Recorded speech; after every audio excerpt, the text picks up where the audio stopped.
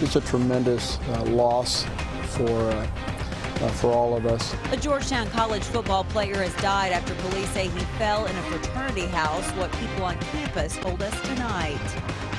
A judge issued an order tonight in a lawsuit filed against Governor Bevin over his decision to change the Kentucky Retirement Systems Board. Investigators say someone pretending to be a Lexington police officer is trying to scam people. What you need to know to protect your money.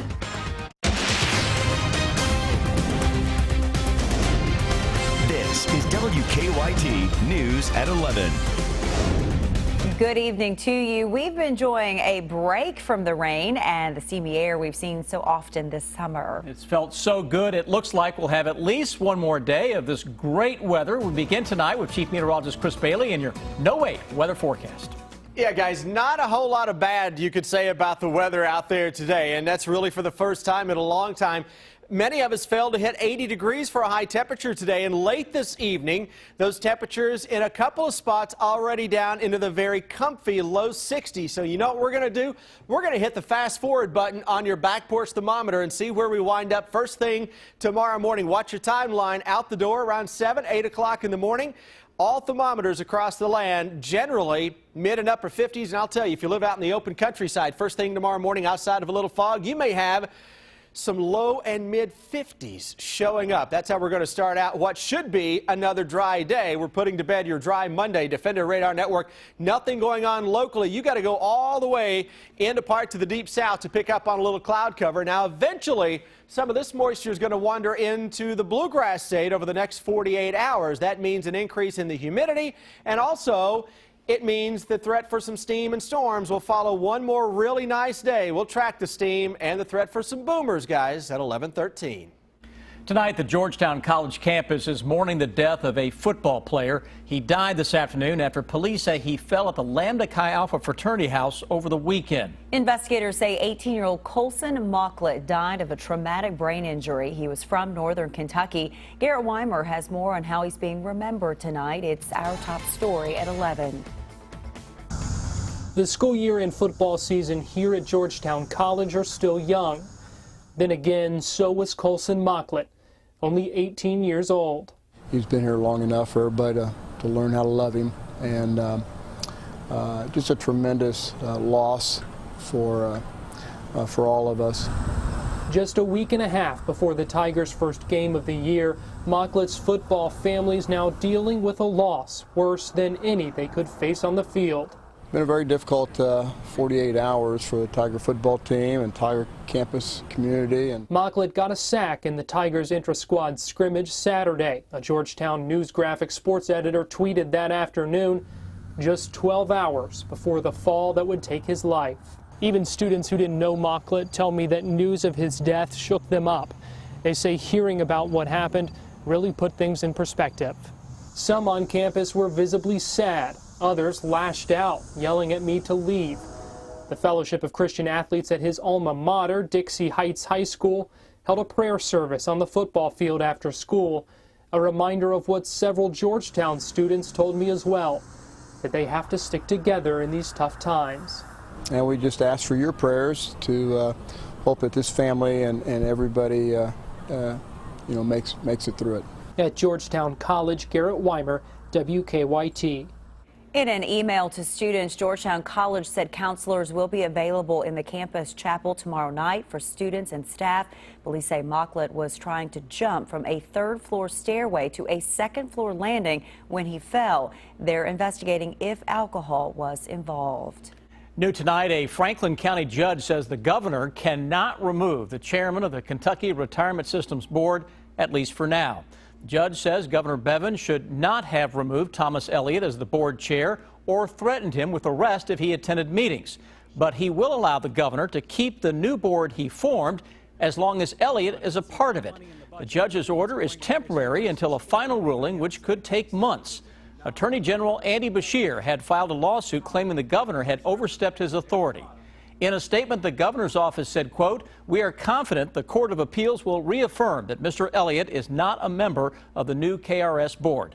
And Attorney General Andy Beshear said the judge, quote, "recognized the important and legitimate questions my office has raised about the governor's authority to reorganize the KRS board." New tonight, a woman had to be taken to the hospital after a crash on Interstate 75 in Lexington. It happened just after 7 tonight in the northbound lanes around mile marker 114. Lexington police say the woman had pulled over after her car hit something in the road, but moments later, police say a tractor trailer hit the back of the car.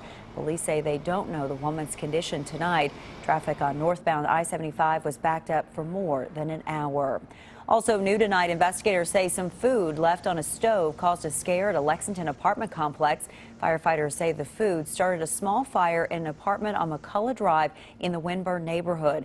Firefighters kept it from spreading beyond a nearby cabinet, but they say the fire created a lot of smoke. They say a property manager who tried to put out the fire suffered some smoke inhalation, but didn't have to go to the hospital. No one else was injured. It is an alarming phone call. Someone claiming to be a Lexington police sergeant says one of your family members has been involved in a crash. But Lexington police are warning tonight it's a scam. They say this caller is trying to get your money. New at 11, Monique Blair talks to Lexington police about what you need to know to avoid becoming a victim. Unfortunately, people do fall for these scams all the time. Using a fake name, Detective Gene Haynes called the number himself after he was notified that a scam artist was calling people in Lexington. They'll leave a very brief message. They'll have you call them back, and then they will kind of bait you into saying, giving them the information. Detective Haynes says the person on the other end identified himself as a Sergeant Christopher Wallace with the Lexington Police Department and told him his daughter had been involved in a car accident on I-64 and was now at a local Lexington hospital. The scam artist said she couldn't talk because she had stitches in her mouth. He advised me to actually say specific things, that he was rushing me through the whole process so that I couldn't ask any questions about this. The scam artist told Detective Haynes his daughter was going to be taken to jail because of her involvement in the crash unless a fine of $1,400 was paid. This scam artist is calling from an 866 phone number, and it's calling from out of state. Detective Haynes tells me oftentimes these crimes are the hardest to investigate because, like this one, they go outside of the police department's jurisdiction. Police say the scam artists did their homework and knew specific names and locations of roads, hospitals, and banks in Lexington. But most of what the scammer said was not accurate. So police really want you to be extra cautious when receiving calls from numbers you don't know. The money, once it's wired over, it's gone. In Lexington, Monique Blair, WKYT. Now, police say the best thing you can do if a phone call sounds fishy is to hang up and then call the institution the call is allegedly coming from. New tonight, the Bureau of Alcohol, Tobacco, and Firearms has issued a public safety advisory over explosives hidden in trail cameras in Harlan County. This stems from the case of Mark Swaff case. He was arrested in June after police say he placed explosives in trail cameras. Police say a Lexington fire investigator shot and killed Swaff earlier this month after they say he tried to grab an officer's gun. They say they had brought him to Harlan County to find the explosives. The ATF says while some explosives have been found, they think others are still out there. In one case, the ATF thinks a tree stand had been placed in the woods with an explosive device attached. The ATF says do not touch a trail camera unless you put it there. Republican presidential nominee Donald Trump focused on the battleground state of Ohio today, while Democratic nominee Hillary Clinton raised money in California. Clinton is facing more questions about her email controversy, while Trump is being accused of backpedaling on his plans for illegal immigration. Weijia Zhang has the latest from the campaign trail. Donald Trump rallied a crowd in Akron, Ohio, where he delivered a more inclusive message on his push for law and order. I want every parent and child in this society, including, so importantly, every African American and Hispanic citizen, to be able to live in a safe, thriving, and prosperous community. Trump's appeal to Hispanic voters was also apparent when he called for a firm but fair policy to address an estimated 11 million undocumented immigrants. But the GOP presidential nominee insists he's not shifting. No, I'm not flip-flopping. We want to come up with a really fair but firm answer. And as for the wall, Don't worry, we're going to build the wall. Trump called out Democratic rival Hillary Clinton for the nearly 15,000 previously undisclosed emails and documents uncovered by the FBI from her private email server while she was Secretary of State. Clinton campaign aides say they aren't sure what's in the documents, but support all her work-related emails being released. The State Department is reviewing the material. We still don't have a firm sense of how many of these 14,900 are new. Clinton is in California for an appearance on Jimmy Kimmel Live and fundraising events. Weijia Jiang, CBS News, the White House. Trump said if elected, he'll appoint a special prosecutor to investigate the financial dealings of the Clinton Foundation. Former President Bill Clinton said he'll step down from the foundation's board if his wife is elected. A man accused of killing a Kentucky woman and dumping her body in a river faced a judge today, and police have released some new details about the case. That's in 9 minutes. And then an Eastern Kentucky business owner says he is furious after someone broke into his store. Now, your hour-by-hour forecast with Chief Meteorologist Chris Bailey. Dealing with temperatures out there this evening into the very pleasant 60s across the board. What an absolutely gorgeous day that is wrapping up. If you didn't get a chance to get outside, take advantage of it. All right, twist my arm. We'll give you another nice day tomorrow. We'll give you a mulligan, a do-over, huh? Look outside at the numbers. Into the low and mid 60s, 61 cool degrees into Mount Sterling. You get into those valleys, into the open countryside, where that cooler air tends to pool, and already I'm seeing a few reports of some upper 50s showing up, and those will be the areas that are deep into the 50s as we go into early tomorrow. One more very nice weather day coming up. The muggy meter, though, is going to surge as we go into the next couple of days, and that means the possibility is going to be there for temperatures to really begin to take off. Scattered thunderstorms will begin to flare back up as well as we go toward the end of this period. By the time we hit Thursday, Friday, you've got a cold front on top of the region that will make its way toward the area, giving us at least the possibility for some of those scattered showers and thunderstorms across the area. But again, that's going to come with a price, as we're going to really ramp up the muggy temperatures as well. The humidity levels by the time we hit later this week will really begin to take off, and by the time we go into the day on Thursday, we're back up into the tropical category again. You thought those days were over, huh? Well, today was just a little September preview. It isn't September yet.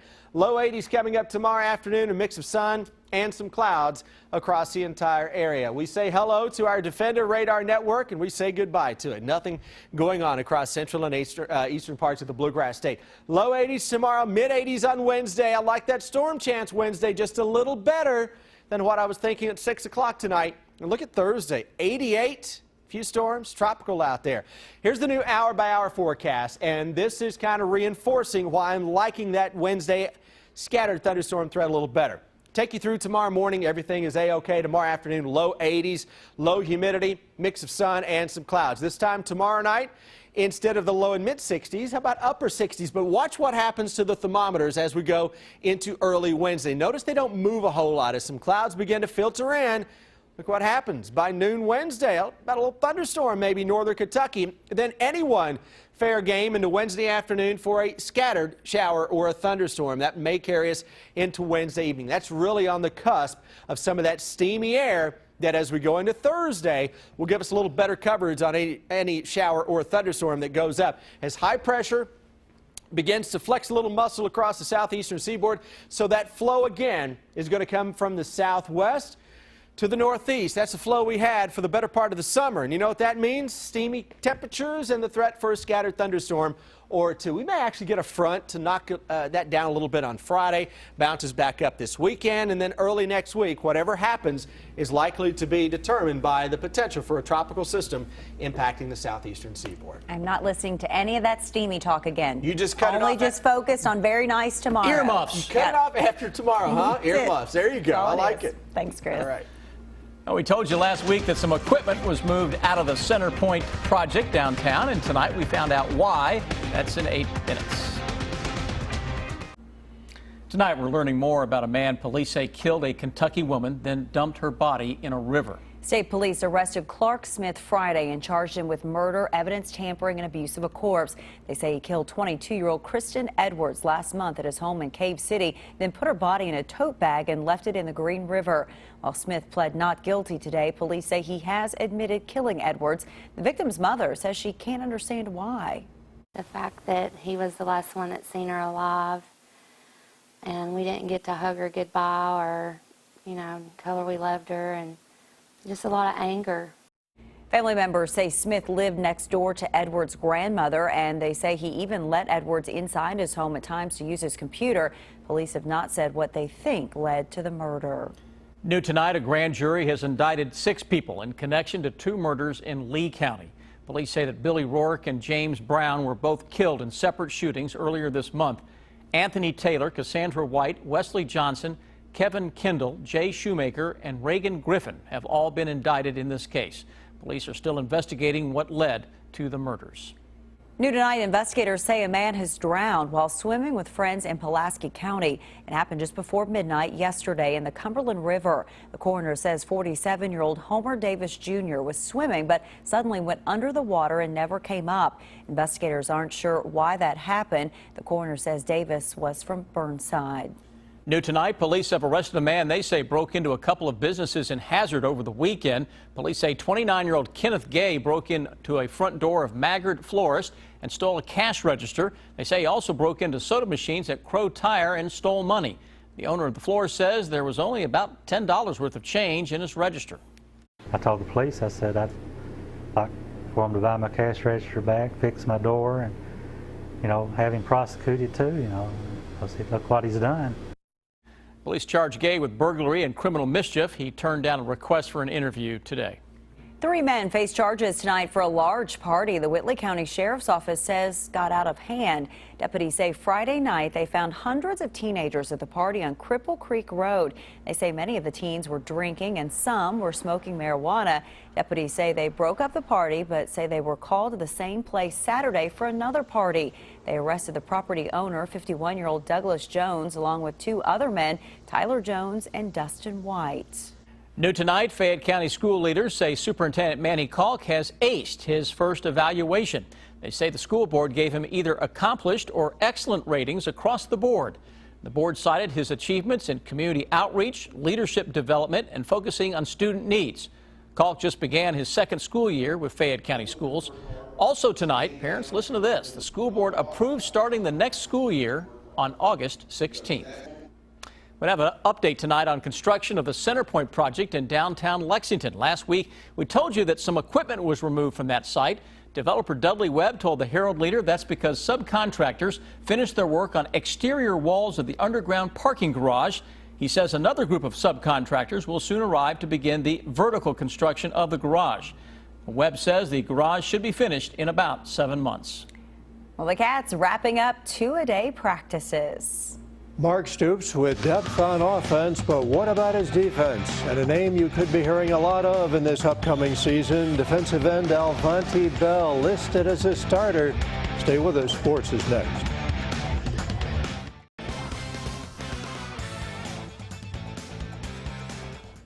Coach Mark Stoops with an optimistic tone as his team wrapped up 2-a-day practices. The Wildcats will enter the season with a lot of depth at wide receiver, running back, and on the offensive line and in the defensive secondary. But this team is still looking for bodies at linebacker and on the defensive line. Stoops knows finding depth at every position isn't always realistic. I bet if you asked any SEC head coach, if they had a solid 2 deep across the board at every position, it'd be probably pretty hard to come by. So, we know we're not going to ever play with with 10 linemen in a game and so on. But I do feel like we're getting where we need to be when you're piecing 3-4 inside linebackers together that could play at a winning level for you, 3 or 4 outside linebackers, and we need 6 or 7 D linemen. Well, Alvanti Bell is listed as the starter at defensive end for the Cats. Bell will be making his UK debut this season 4 years after committing to Kentucky. Due to academics, he had to first play in junior college, then was redshirted last year, but he's a guy that could one day play on Sunday.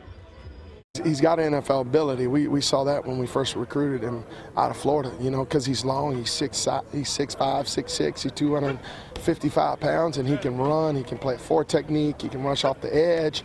He's got a lot of good redeeming qualities. Last season, Georgetown started 0-4 for the first time since 1964, but then righted the ship, winning 6 in a row. A year later, the Tigers have much more experience and believe they have the team to put the Tigers back among the country's elite. The offense for a year now makes it a lot easier, being a lot more comfortable back there under center, and I mean, it's a better feeling than it was a year ago, that's for sure. Over time, you know, this first couple of weeks that we've looked really good. Offense has looked really well. Our defense is solid, so I think we're going to have a pretty solid season. Defensive line, linebackers, everybody's back. So we returned all 7 starters, so that's by far the strength. The Kentucky women's basketball season still a little more than 2 months away, but today the team took time to put their uniforms on for the first time. It was picture day. A lot of new faces on this year's squad. Only 10 players on the roster, everyone appearing to be in good spirits. The UK women's team opens this season November 11 against Miami. Clark County has a new boys basketball coach, Josh Cook, coming in from Mercer County. Cook led the Titans to the Sweet 16 for the first time in 16 years. They went 33-2. He was named Courier-Journal Coach of the Year. Little League World Series tonight. Kentucky and Iowa tied 1-1 in the fourth. Tate Hanks hard smashed to first. They try to get the runner to the plate, but not in time. And the team from Bowling Green goes up 2-1. Went to extra innings, tied 3-3. Kentucky breaks through with 11 runs in the 7th inning. Spencer Newman driving one into left center field, 2-run score. Kentucky has just won it 14-4 in the 7th and will play New York Wednesday. And Adrian Gonzalez hit not 1, not 2, but 3 home runs this afternoon in Cincinnati, and the Dodgers pounded the Reds 18-9. Gonzalez 3-run shot in the first, solo blast here in the 5th. This one just clearing the fence in left, and another 3-run bomb in the 7th. 8 RBIs on the day. 18-9 the final. Dodgers. Reds have been playing better, but not today. We'll be right back. The Late Show with Stephen Colbert is less than a minute away here on WKYT. Tonight's guests include Amy Schumer. Watch out, lots of laughs tonight. Yeah, be careful. Yeah. Bleep, bleep. 7-second delay. Okay. You're certainly not going to bleep out anything we're saying about the weather tomorrow. That I can assure you. The emojis have the sunglasses on, around 80 for that high. Coming up tomorrow afternoon, mix of sun and some clouds across the entire area. Overall, guys, that's another really good looking day. The emojis are happy. They're not sweating it out for once. So. And they're not using the umbrellas. That's true. Good. I like those emojis. Me too. Have a good night. See you tomorrow.